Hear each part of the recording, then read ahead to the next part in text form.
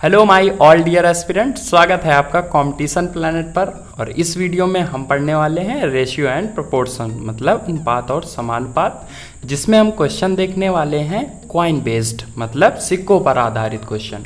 और इस वीडियो में आप इन क्वेश्चन को सॉल्व करने का जो मेथड देखेंगे वो बेस्ट मेथड है।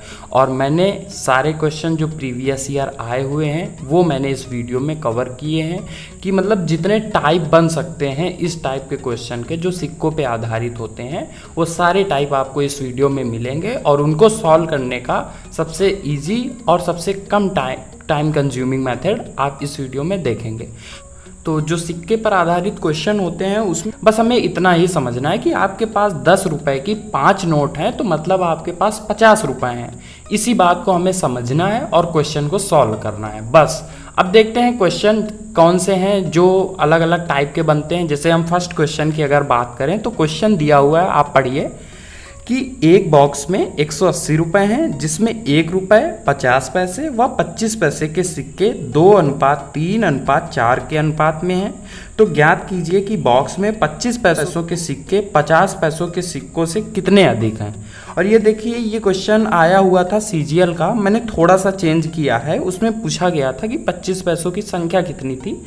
तो अब आप समझिए कि पेपर का लेवल भी थोड़ा सा बढ़ रहा है आपका, तो आपको भी नए क्वेश्चन करना चाहिए और जो प्रीवियस ईयर क्वेश्चन आए हैं उसी से रिलेटेड, ठीक है। ऑफ द कंटेंट पढ़ने की कोई ज़रूरत नहीं है, ज़्यादा पढ़ने से अच्छा है जो पेपर में आता है आप वही पढ़ें। तो जैसे इस क्वेश्चन की अगर हम बात करें तो आपको भी जैसे पता है कि अगर बॉक्स था तो बॉक्स में जो पैसे टोटल थे वो 180 रुपये थे।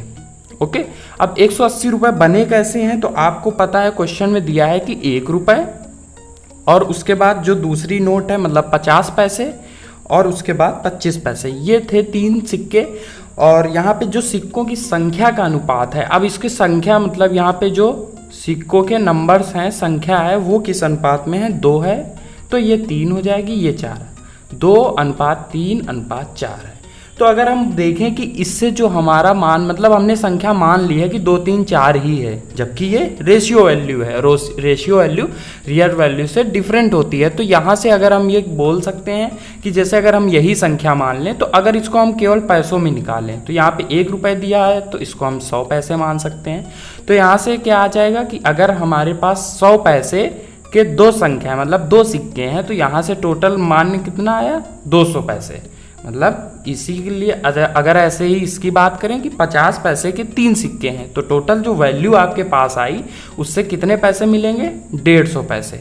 और ऐसे ही 25 पैसे के 4 सिक्के हैं तो 100 पैसे। मतलब कि इन संख्याएं लेने पर हमें जो मान मिल रहा है वो कितना है। तो यहाँ से आप देखेंगे कि 200, 100, 300, ये 400 और 50, 450, मतलब 450 पैसे आ रहा है जब आप 2, 3 और 4 संख्याएं मान रहे हैं। तो अब देखो क्वेश्चन में 180 रुपये इसी 450 की वैल्यू दी है। तो हम देखते हैं जैसे वो 180 रुपये हैं तो हम यहाँ से 450 किसके बराबर कराएंगे। जैसे हम 450 देखें तो यहाँ 180 रुपये थे, मतलब पैसे कितने हो जाएंगे ये, या फिर आप इसको रुपए में कन्वर्ट कर लिए तो ये थोड़ा आपको भी आसान दिख रहा होगा कि 450 से हमने डिवाइड किया कि हमने जो माना है और जो रियल में दिया है उसमें अनुपात कितना है। तो अगर यहाँ से हम इसको डिवाइड करें तो ये कैंसिल हो जाएगा। और 45 जैसा कि आपको भी पता है 4 गुना 180 होता है क्योंकि 2 गुना 90 होता है। तो यहाँ से डायरेक्टली आ जाएगा 40, मतलब 1 की वैल्यू यहाँ से 40 आ गई कि जो हमने संख्याएं मानी है वो अगर हमने 1 माना है तो उसकी रियल में वैल्यू 40 है। तो आप जो 40 दिया है उसी संख्याओं में हम मल्टीप्लाई करा देंगे जो हमने संख्याएं मानी थी। अब क्वेश्चन डिसाइड करेगा क्योंकि क्वेश्चन में ये भी पूछ सकता था कि 1 रुपए के कितने सिक्के थे, 50 पैसे के कितने सिक्के थे या 25 पैसे के कितने सिक्के थे। पर यहाँ पे क्वेश्चन में पूछा गया है आपसे कि 25 पैसों के सिक्के 50 पैसों के सिक्के से कितने अधिक थे। तो ये 50 पैसों के सिक्के 3 थे और 25 पैसों के 4। तो दिख रहा है आपको कि 1 अधिक था। तो 1 की वैल्यू ही यहाँ क्वेश्चन में कितनी है, 40 है। तो मतलब कि 40 हम बोल सकते हैं कि आंसर होगा। क्योंकि देखो यहाँ से अगर आप निकालेंगे तो 50 पैसे कितने आ जाएंगे, 40 गुणे 3 120 और 40 गुणे 4 कितना हो जाएगा 160। तो अंतर तो 40 का ही है, डायरेक्ट हमने 1 से मल्टीप्लाई करा दिया। तो ये बनता है पहला टाइप। देखते हैं दूसरा टाइप।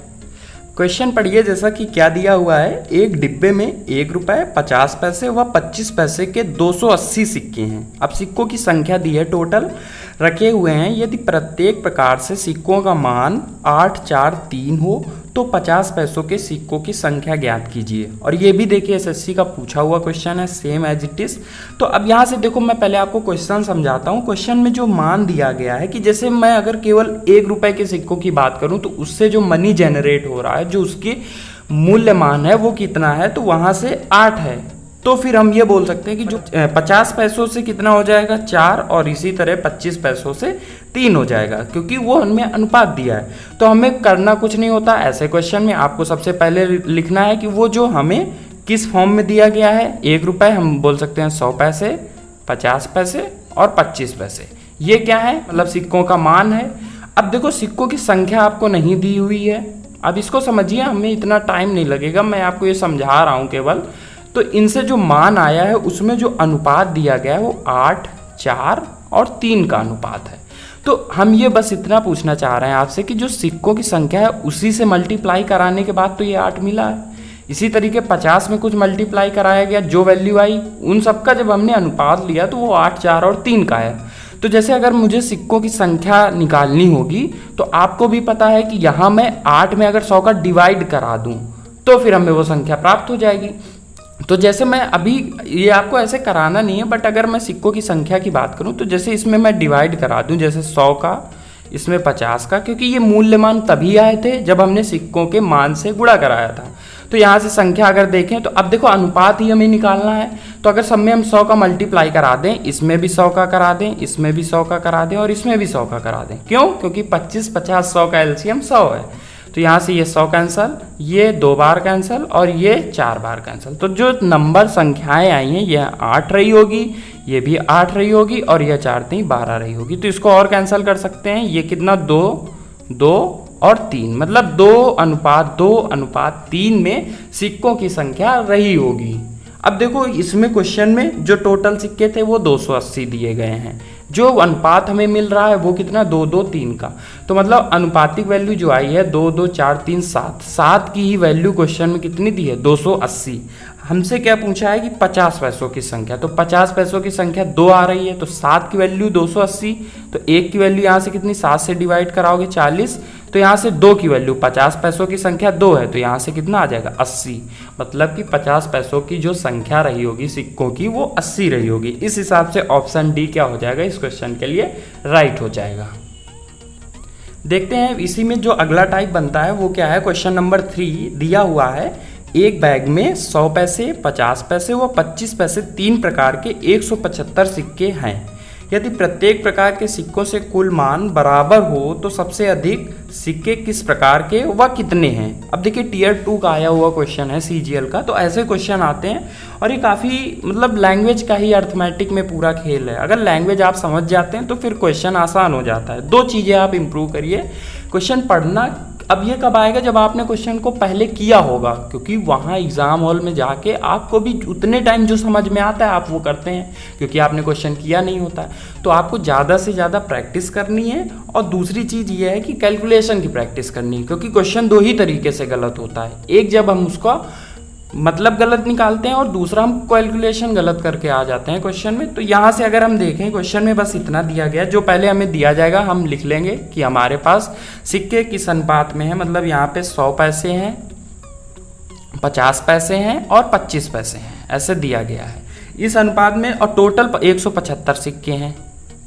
अब कुछ भी संख्या इन तीनों की ली गई होगी, बट क्वेश्चन में एक चीज़ ये बोल दी कि जो इन तीनों से अलग अलग वैल्यू मिल रही है हमें वो बराबर है। जैसे पहले क्वेश्चन में हमें क्या दिया गया था कि उनमें 8, 4, 3 का अनुपात था, तो यहाँ पे हमें पता चल रहा है कि ये तीनों बराबर है। अब देखो मैं एक सिंपल सा, आपको ये करना भी नहीं है बट मैं आपको समझा रहा हूँ। जैसे मैं पहले वालों की संख्या मान लूँ N1 और दूसरे वाले 50 पैसों की संख्या N2 मान लूँ और 25 पैसों की संख्या N3 मान लूँ, तो आपको भी यहाँ से इतना तो समझ आ रहा होगा कि यहाँ पे जो N1 अब ये वाले मान बराबर क्वेश्चन में बोले गए हैं। तो देखिए अब मैं यहाँ N1 की जगह क्या मानूँ कि ये सब बराबर हो जाए। तो ऐसे टाइप में मैंने पहले भी रेशियो में आपको बताया है कि आपको क्या करना होता है कि यहाँ से आप देखिए इनका एलसीएम ले लीजिए तो 25, 50 और 100 का एलसीएम 100 ही आएगा। तो n1 की जगह क्या रखें कि 100 मिल जाए, तो आप बोलेंगे 1 पुट कर दें। n2 की जगह क्या पुट करें कि इस वैल्यू के मान 100 हो जाए, क्योंकि हमें तीनों को 100 करा लें। तो n2 की जगह 2 पुट कर दें और n3 की जगह 4 पुट कर दें। तो मतलब जो अनुपात आ गया वो 1, 2 और 4 का आ गया। तो अब यहाँ से क्या क्वेश्चन में हम ये नहीं निकाल सकते कि किस प्रकार के संख्या अधिक हैं। तो यहाँ से आपको डायरेक्ट दिख रहा है कि 4 अनुपात सबसे ज़्यादा, मतलब 25 पैसों के जो सिक्के थे वो सबसे अधिक थे। तो अगर 25 पैसे के, लेकिन 2 ऑप्शन थे ए और डी, तो मतलब अभी हमें 150 और 100 में निकालना है। तो अगर देखें कि हमें टोटल जो सिक्कों की संख्या, मतलब यहाँ से तो 7 आ रही है, तो 7 की वैल्यू क्वेश्चन में कितनी दी है 175। तो यहाँ से 1 की वैल्यू कितनी आ गई, 7 से पहले 2 बार फिर 5 बार, तो यहाँ से एक की वैल्यू कितनी आ गई 25। अब आपसे पूछा 25 पैसों की संख्या 4 से मल्टीप्लाई कराएंगे तो 25 गुणे 4 कितना हो जाएगा 100, मतलब 25 पैसों की संख्या 100 रही होगी। ओके, देखते हैं 4 नंबर क्वेश्चन। और ये एक टाइप और बनता है कि मतलब आपको डायरेक्ट रेशियो नहीं देता है, आपको रेशियो निकालना पड़ता है वही क्वेश्चन, मतलब क्वेश्चन नया फॉर्म होता ही नहीं है, क्वेश्चन की लैंग्वेज बस चेंज होती है। तो हमें क्या देखना है, जैसे 4 नंबर क्वेश्चन, एक बैग में 10 रुपये, 10 रुपये, 20 रुपये व 50 रुपये की नोटों के रूप में है। ओके, मतलब पूरा जो बैग में रुपए हैं वो 1110 हैं। और यदि 10 रुपये के नोटों की संख्या 20 रुपये के नोटों की संख्या की 3/4 व 50 रुपये की नोटों की संख्या की 2 गुनी हो, तो 10 रुपये की नोटों की संख्या क्या रही होगी। अब देखिए अगर ऐसा क्वेश्चन आता है तो आप देखिए रिलेशन दिया क्या है, हम नहीं दिया गया अगर अनुपात तो हम निकाल लेंगे।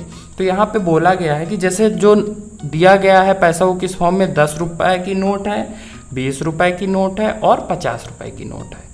बट हमें ये बोला गया है कि जो 10 रुपये की नोट की संख्या है वो 20 रुपये की नोट की संख्या की 3/4। तो अगर हम 20 रुपये की नोट की संख्या 4 माने ऐसे क्वेश्चन के लिए, तो ये 3 हो जाएगी, आप सिंपल बोल सकते हैं। बट क्वेश्चन में ये बोला है कि 50 रुपये की जो नोटों की संख्या है उससे 2 गुनी है, तो मतलब 3, या तो आप यहाँ 1.5 लिख लें क्योंकि 3 का आधा होगा। बट यहाँ पे अगर आपको देखना है कि ये 1 होगा तो ये 2 होगा, मतलब यहाँ ऐसा नंबर लेना है जो 2 और 3 दोनों से डिवाइड हो, तो 6।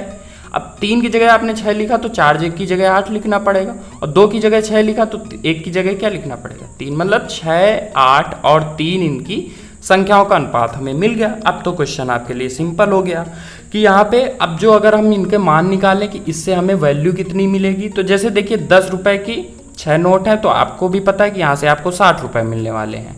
ऐसे ही 20 रुपये के 8 है तो यहाँ से आपको 160 रुपये मिलने वाले हैं, और यहाँ से 50 गुणे 3 150 रुपये मिलने वाले हैं, अगर हमने संख्या 6, 8, 3 ही मान ली।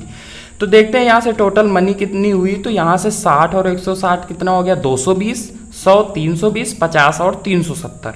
तो 370 रुपये हमें मिल रहे हैं जब हमने ये संख्या मानी है, लेकिन एक्चुअल में वैल्यू तो 1110 रुपये है। तो यहाँ से देखिए कि 370, 1110 मतलब 1 की वैल्यू कितनी हो जाएगी, ये 3 गुना लिखा हुआ है 37, 111, और 111 का मल्टीपल भी आप ये ध्यान रखना क्योंकि काफ़ी जगह डायरेक्टली आया हुआ है ये। तो 1 की वैल्यू यहाँ से 3 आ गई। अब क्वेश्चन में आपसे पूछा है कि नोटों की संख्या 10 रुपये की नोटों की संख्या क्या रही होगी। तो यहाँ से आपको दिख रहा है कि 10 रुपये की नोटों की संख्या हमने 6 मानी थी, 1 की वैल्यू 3 है, तो हमारे 6 जो हमने माना था वो भी कितना हो जाएगा 18, मतलब 10 रुपये के नोटों की संख्या 18 आएगी। तो इस हिसाब से क्वेश्चन के लिए ऑप्शन सी हो जाएगा सही। आई होप आपको समझ आया होगा, और इसमें आप बस इतना समझिए कि आप प्रैक्टिस करेंगे तो आपको सारे क्वेश्चन हो जाएंगे। तो आप किसी भी बुक से क्वेश्चन की प्रैक्टिस कर सकते हैं। वीडियो देखने के लिए धन्यवाद दोस्तों, और अगर कॉन्सेप्ट और क्वेश्चंस अच्छे लगे हों तो वीडियो को लाइक करें और चैनल को सब्सक्राइब करें ऐसी ही और वीडियो देखने के लिए।